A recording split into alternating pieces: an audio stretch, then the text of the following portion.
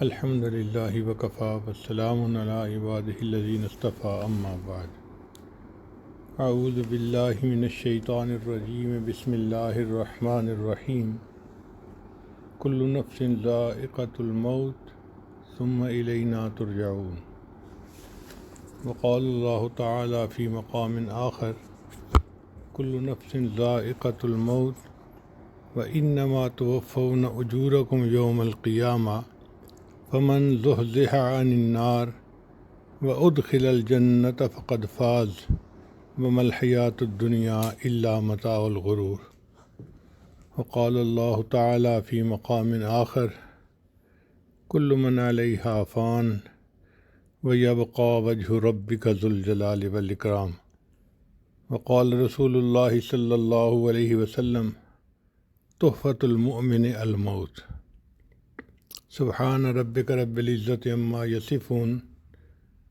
وسلام علی المرسلین والحمد للہ رب العالمین اللہم صلی علی سیدنا محمد وعلی آل سیدنا محمد وبارک وسلم۔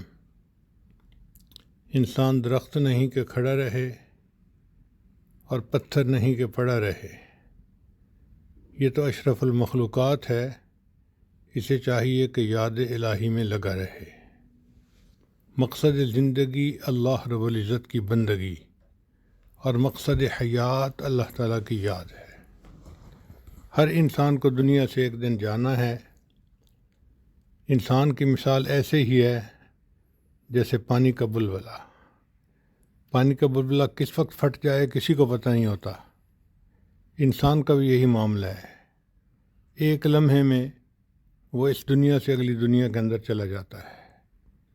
کسی شاعر نے کہا، زندگی کیا ہے تھرکتا ہوا ننھا سا دیا، ایک ہی جھونکا جسے آ کے بجھا دیتا ہے، یا سرے مژگاں غم کا تھرکتا ہوا آنسو، پلک چھپکنا جسے مٹی میں ملا دیتا ہے۔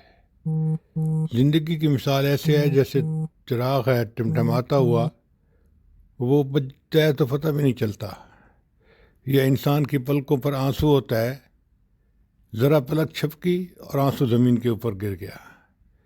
یہی انسان کا معاملہ ہے کہ انسان زندہ ہوتا ہے اور ایک لمحے میں روح نکلتی ہے اور وہ اس جہان سے اگلے جہان چلا جاتا ہے۔ ہمارے مشائخ کی زندگیوں میں یہی خوبی تھی کہ انہوں نے ساری زندگی اللہ کی محبت میں گزاری، اور آخری وقت میں تو ان کی یہ کیفیت ہوتی تھی کہ وہ موت کا انتظار کیا کرتے تھے۔ حتیٰ کہ حضرت شیخ الحدیث رحمۃ اللہ نے ایک آدمی کے بارے میں لکھا ہے، ملک الموت کو دیکھا تو فرمایا کہ میں تو اتنے سال سے تیرے انتظار میں تھا۔ ان کو انتظار ہوتا ہے کب موت آئے گی اور ہم اپنے اللہ سے جا کے ملاقات کریں گے۔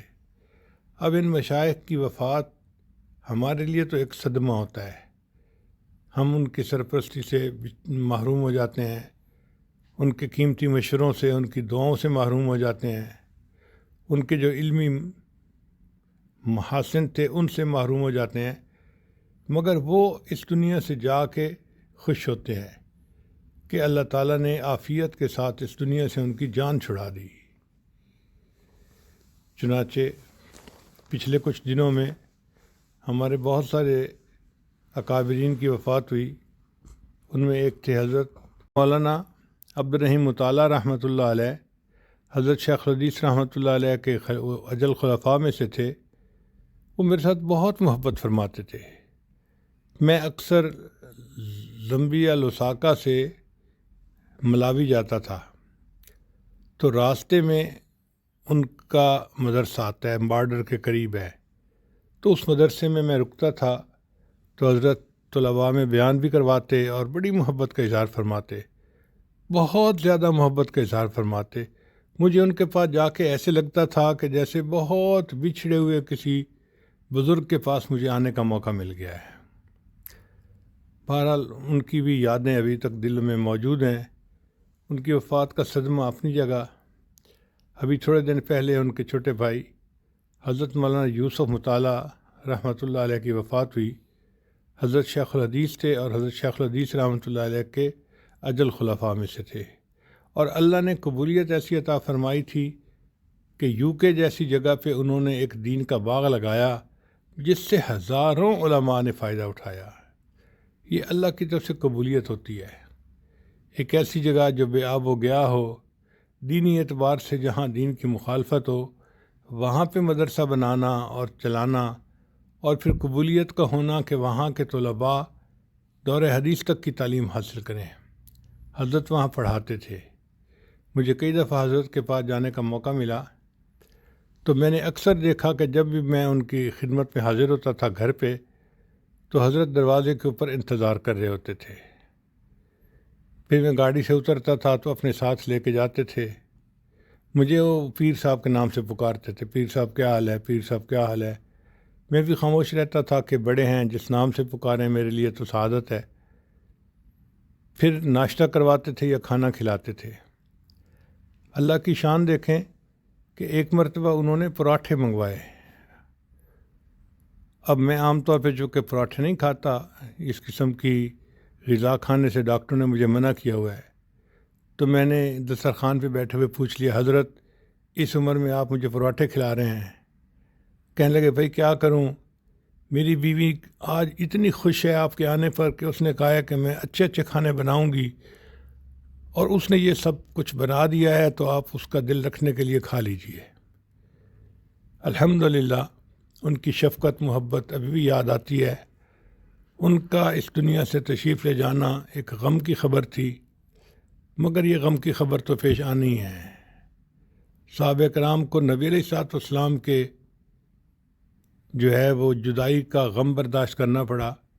ہمیں بھی اپنی زندگی میں اپنے کئی اکابر کا غم برداشت کرنا پڑا، مگر خوشی اس بات کی ہے کہ انہوں نے دین کا جو باغ لگایا الحمدللہ وہ ابھی بھی ہے اور اس کا فیض چلتا رہے گا. کسی شاعر نے کہا، کلیوں کو میں سینے کا لہو دے کے چلا ہوں، کلیوں کو میں سینے کا لہو دے کے چلا ہوں، صدیوں مجھے گلشن کی فضا یاد کرے گی.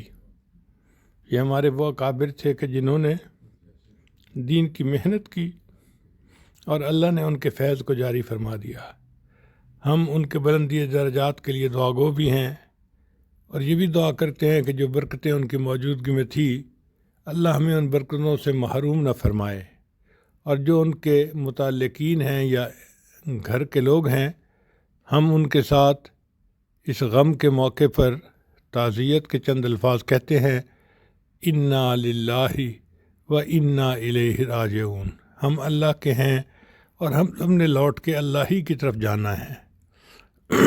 اللہ تعالیٰ ہمیں ان حضرات کے نقش قدم پر زندگی گزارنے کی توفیق عطا فرمائے، اور جو زندگی کے چند دن باقی ہیں اللہ تعالیٰ اپنی یاد میں گزارنے کی توفیق عطا فرمائے. جو زندگی کے ایام باقی ہیں دین کی محنت کے لیے ہمیں اور ہماری آنے والی اولادوں کو قبول فرما لینا.